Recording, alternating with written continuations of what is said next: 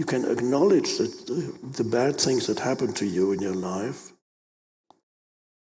The question is, do you need to derive a sense of self from those things, from having been a victim of this, that, or the other?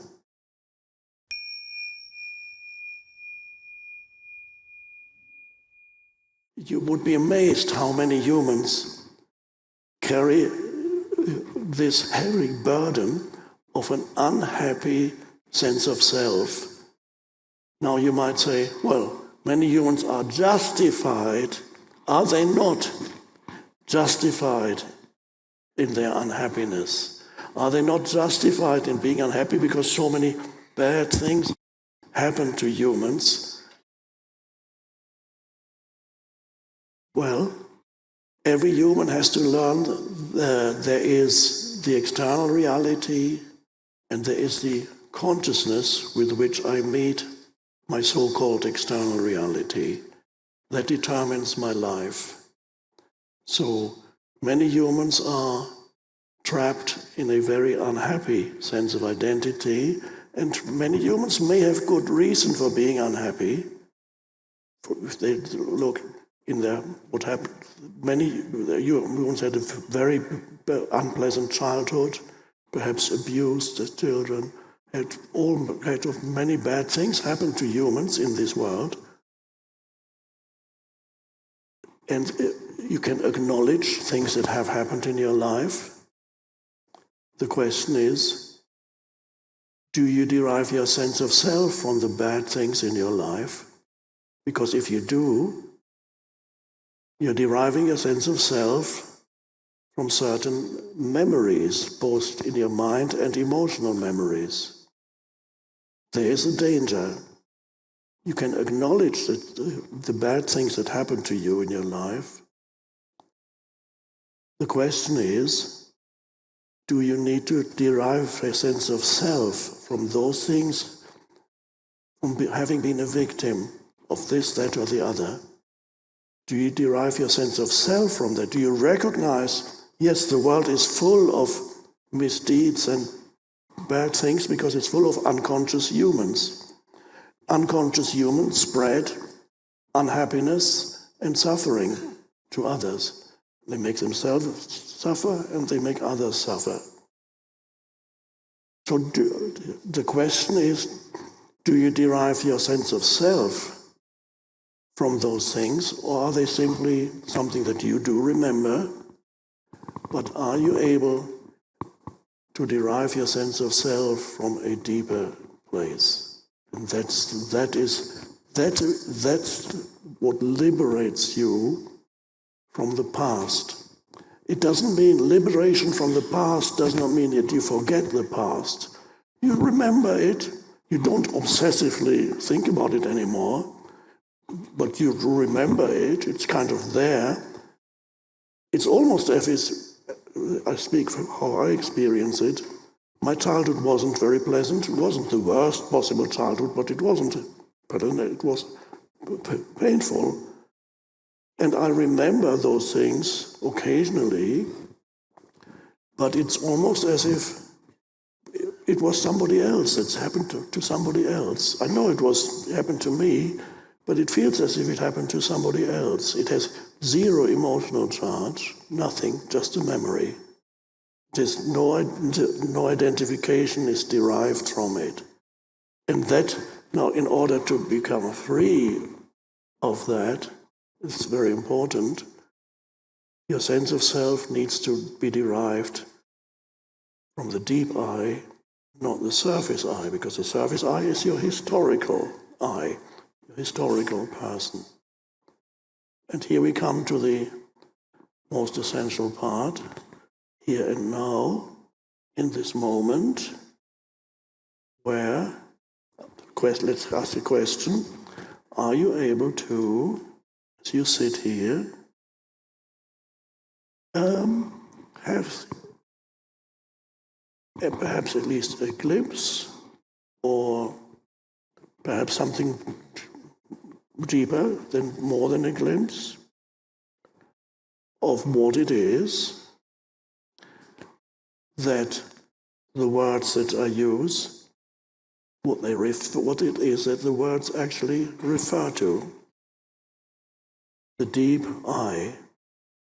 When you hear those words, the question is, can you sense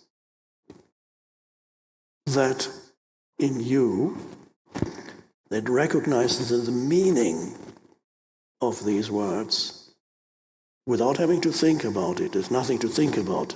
You cannot figure out what deep I is by thinking about deep I. You have to, the moment you hear deep I, you need to let go of the words. And then, is there a reality?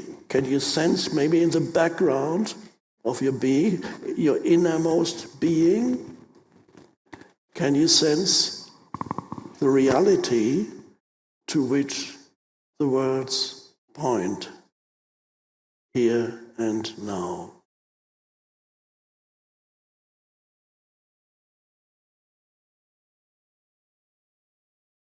What is not helpful is to think about it. Not helpful at all. But somebody here who got invited by a friend or relative may be asking, what are you talking about? You can't not think about it. How would I even know what you're saying? But how can I not think about it?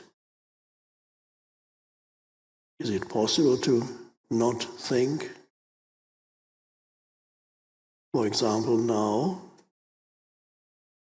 let's just see if it's possible for 10 seconds, or maybe even you haven't been thinking the last while you've been sitting here, just taking in the words without trying to figure anything out.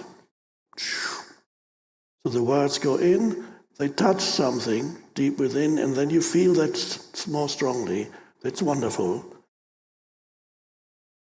Or the words they hit your mind, and they cannot go deeper than the conceptual mind. So the words go into your ears, they go into the brain, or whatever, and then there's their conceptual mind. They cannot get past your conceptual mind. What's he talking about? I don't understand. I'm trying to understand, but I don't. Yeah, but don't try to understand. There's nothing to understand conceptually. There's something to know, but not understand conceptually. Very important distinction. There are two ways of knowing. One is knowing through concepts, figuring it out. There's a deeper knowing that is beyond conceptualization, and that there's a vast intelligence that operates in the deep I, the deeper knowing, that is a non-conceptual intelligence, where you can know something without having to think about it. And it includes understanding what this is all about. You cannot understand it conceptually.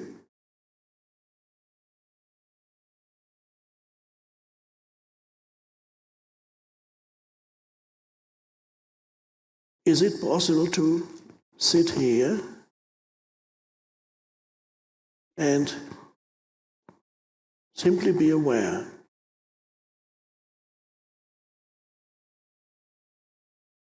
Not needing to think, just aware of whatever is here.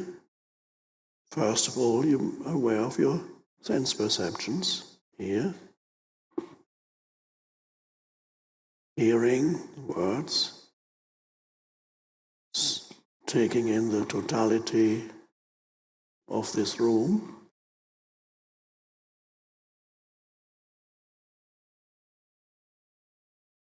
And then perhaps become aware that you're breathing,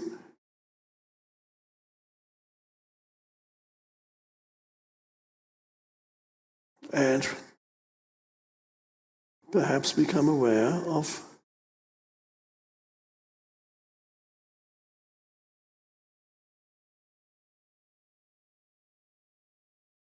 the aliveness within your body that is beyond the physical body, that which animates the body.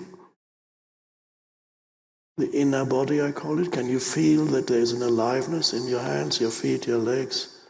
There's an aliveness that is the animating principle behind the body, that which gives life to the body, the vast intelligence that coordinates all the functions of the body every second, every minute.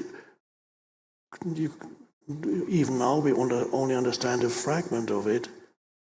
There's an intelligence in you that is far greater than your mind. You wouldn't be able to control the functions of your body. But then there's more. Then you feel the being of you, so to speak. And body awareness, the inner body awareness, is a portal into feeling the being of you.